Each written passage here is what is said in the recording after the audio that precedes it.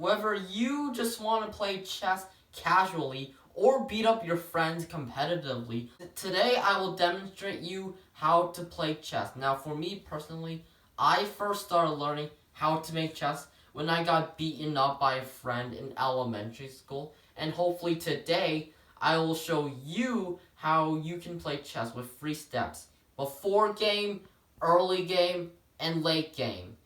Now, for the first part, we're obviously going to need to set up the chess board first. So let me do that. And as you can see, the entire chessboard was set up. Now, the way you want to form it is that the pawns will always be at the front lines, while the other pieces, like the queen and the bishop, for example, are always going to be at the back line. And now I'm going to show you what each piece can do. So for the pawn, what you are supposed to do is that you can only move 1 square or 2 squares. You can only move 2 squares if it's its first move. Other than that, you need to move it by 1 square. And how it attacks the enemy is that it has to attack diagonally.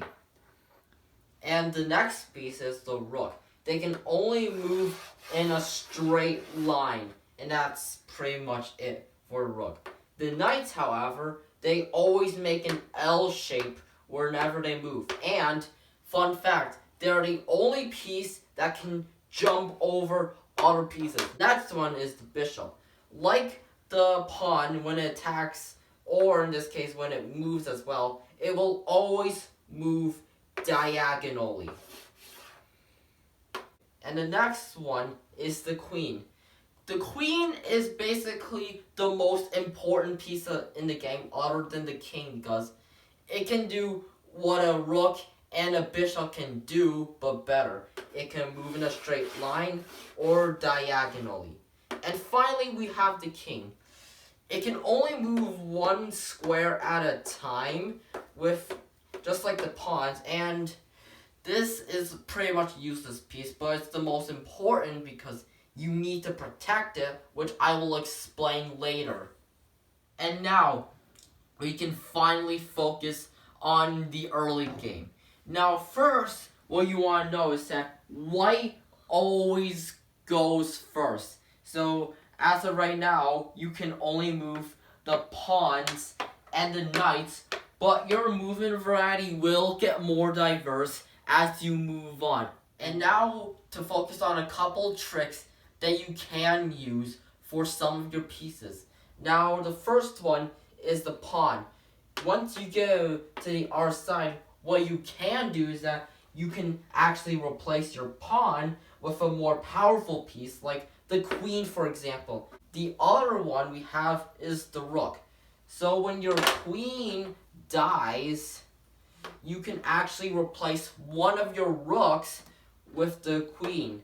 But it can only be used once, so use it carefully.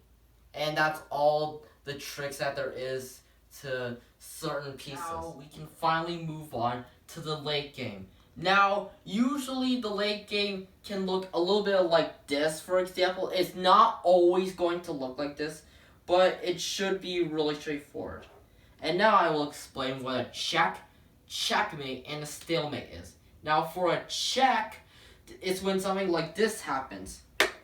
Now, there are 2 options. One, you can either move your king to a safe area, or 2, which is highly recommended, actually use a piece to block the incoming attack that could kill your king. And now we're going to move on to the checkmate. Next, what we have is called a checkmate. What a checkmate is that it's when your king has nowhere to move left, and no matter where it moves, you're going to eat it. So for example, if I move this rook here, that is considered a checkmate because no matter where you move, it's going to get eaten. Either way. And finally, what we have is called a stalemate. You always want to avoid stalemate because if you get stalemate, neither side wins, even though it looks like your side should be the winner. So, what happens then, let me show this. So, even though it looks like it should be a checkmate since it has nowhere to run, you basically cannot move the king anymore, even though it's considered in a safe spot. And that's what's called a stalemate. So in conclusion, what I showed you is what you should do before the game of chess, the early game, and the late game. I hope that all of these tips are able to help you in playing chess. Chess is like a really fun game. It's not also heavily strategic based, but it also challenges the mind. And I hope today my demonstration speech helped you in learning how to play chess better. Thank you.